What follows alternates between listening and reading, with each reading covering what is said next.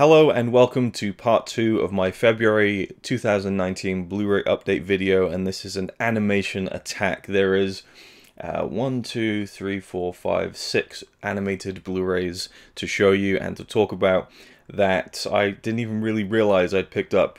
One of them is from an online order, 2 are from HMV, I think maybe a month ago, and then the other 3 are from FOP.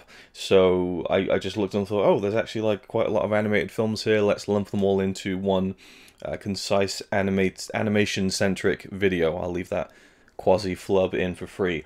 So the first one, how do I even go about describing to you why I bought this? Why? Why on earth did I buy this? I think the only way I can adequately describe why I bought this particular Blu-ray is in song form.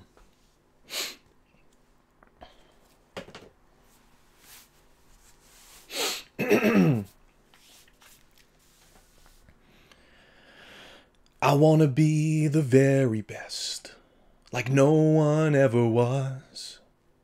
To catch them is my real test, to train them is my cause. I will travel across the land, searching far and wide. Each Pokemon to understand the power that's inside. Pokemon. It's Pokemon, isn't it?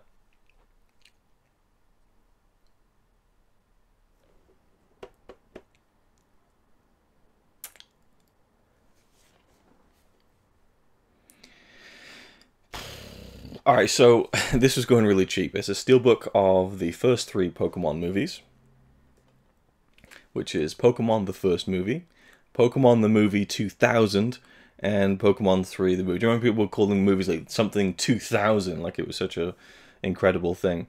So this has 3 feature films from 97, 98.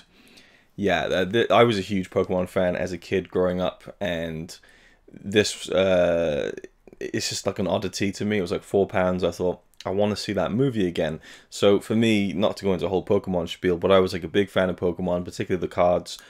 Even as a kid, when the second run, or the second phase, or whatever you want to call them, of cards came out, I lost interest. My love was in that original 151 Pokemon. I had the poster on my wall of all 151. Getting the cards, you know, playing with my friends, and then the Game Boy games were there, you know, Pokemon Red and Blue and Yellow, and I just loved those games. The later ones, just not interested. I just love that core group of Pokemon, and I just never expanded myself beyond that for some reason. And I love the animated TV series that showed on you know, kids TV on Saturday morning and so on. I didn't follow it religiously, so when the movie came out, it was a big thing. Everyone wanted to go and see it, so I went to see it with probably my cousins or maybe some friends, and they were talking excitedly about how, oh, in Japan the second one's already come out, you know, there's a third one in the works. It's like, wow, oh my god, 3 movies. And went to see it in the cinema, really liked it. Can't remember hardly a thing about it. I think Mew is in the first movie.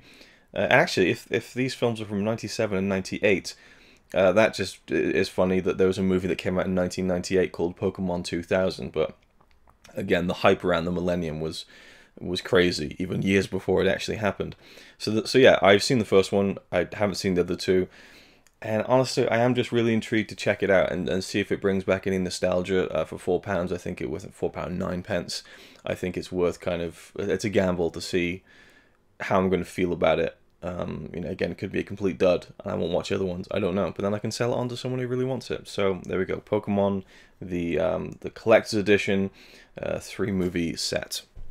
I'm sure there's like 30 Pokemon movies, if not more, at this point. Next we have Cowboy Bebop the movie. I believe this takes place in between some of the episodes of the TV series, of which there is only 1 season. So I'm not too sure, again, how relevant this falls up to the TV series as far as the overall story goes, which I haven't even finished yet. But this has a couple of bonus features, you know, featurettes, storyboards, scene comparisons. Nothing too elaborate as far as the actual special features go. It's a 2-hour movie. I love Cowboy Bebop, so hopefully it has the same kind of feel as the TV series. If it does, I'm going to be in heaven for 2 hours, so really looking forward to checking that out, and we'll be featuring it in Asian Cinema Season 2. This one, I've heard so many great things about it, and I really don't even know too much about the history of it. And I could tell you who directed it, but there's a security tag covering up the credits of the movie. See if I can rip it off without making the microphone go crazy. And I can tell you, it's an 80s animated film that I keep hearing about. Like every year or so, I hear someone talking about it. It's like, it's not like talked about so much that it's it's over-explained or anything. The tag is still on there, right? Okay, so I have no idea who directed it. Oh, can I kind of... No, Gerald Potterton? No, that's... I'm just going to take the damn cellophane off because it's bugging me now, and I want to find out who directed it. Because there are some familiar names on the back of the cover. And it was just... I just saw it, I just grabbed it. You know, sometimes you just feel like... I want to, I just want to just buy that, hey, it's me, it's the collector's condition. You just see something and you pick it up. Right, it is directed by Gerald Potterton, but produced by Ivan Reitman. See, that was the name I thought I saw, but wasn't entirely sure. Based on original art and stories by a number of people, including Dan O'Bannon, which intrigues me. But this is based on the fantastical illustrated magazine Heavy Metal. I just realized I hadn't even shown you what the damn thing is. So, I mean, the cover art alone is pretty damn cool. I have no idea if that has any bearing on the actual animation or not. Probably not. No, of course it isn't. It's a nice painted poster. But it just looks like really cool 80s fun from the back of the cover. The very, the 3 screenshots there.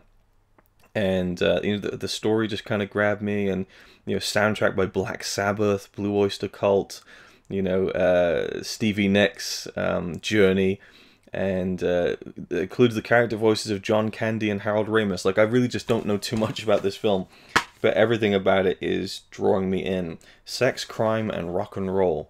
It's just an animated cult classic from what I understand, and so I had to get it. And finally, we have the entire back catalogue of Cartoon Saloon. So this is really exciting to me because I love Cartoon Saloon only based on the one movie that I've seen from them, which we'll get to after this one. So this is the first one. I believe it is an Irish company who make animated films, and it is called The Secret of Kells? Or is it The Kells? No, The Secret of Kells. So this was Academy Award nominated, and oh, lovely glare there. It's Academy Award nominated, and I don't know anything about it. I bought this purely on the strength of the film I have seen. I was so in love with, and I don't know, with this being their first film, perhaps it doesn't have quite the production value as the next film I'm going to show you, but I've been wanting to check this out for such a long time. I guess it's been about 3 years now since I saw the next film I'm going to be talking about. So this one I'm really just going to dive into. From the back of the cover, it looks just like the art style that I saw in the film. I'm just about to... Why don't I just say it? Song of the Sea. So that's Secret of the Kells, which came out in 2008, I believe. Or was at least produced in 2008. The next one is Song of the Sea. Oh, what a masterpiece. I love this film. Beautiful story about this young boy and his dog. And, I mean, it's a journey. It's an adventure. It recalls Miyazaki, but it is so completely characterized by its own kind of groundings in kind of Irish culture, and I just absolutely adored this. The animation style is something I've never really seen before. Magical story. This has an audio commentary with the director, Tom Moore. I believe it is the director. It doesn't quite say on the back because the text is so incredibly small. But I believe that is the director. I would assume it's the director. And so that's cool. And yeah, I love this film. I've been waiting to pick it up. £6, absolute steal. And then finally their most recent film, The Breadwinner, which is also on sale for £10. And I've heard nothing but great things about this. This came out last year. And I also saw this in CJ for Films top 10 films of 2018, which gave me the extra spur to go, do you know what, I need to buy this and check it out. So The Breadwinner, I've heard a few things about the story, but again, just based on the quality of not just the unique animation, but the quality of the storytelling in Song of the Sea, makes me want to pick up these other 2 films and kind of check them out. And yeah, I hope they continue to make films, even though I've only seen the one, but I have to say that I absolutely love this studio, and I can only assume that The Breadwinner and Secret of Kells has the same kind of feel as Song of the Sea. And if they do, I'll be a very happy movie watcher. So there we go. That's it for this Blu-ray update. Thank you for watching. Leave me your thoughts down below on any of the films I talked about, and I'll see you in the next one. It's alright by me. Apart from the fact he throws cans of Carlin into a tree. Yeah, he's really cool. Yeah, he's really cool.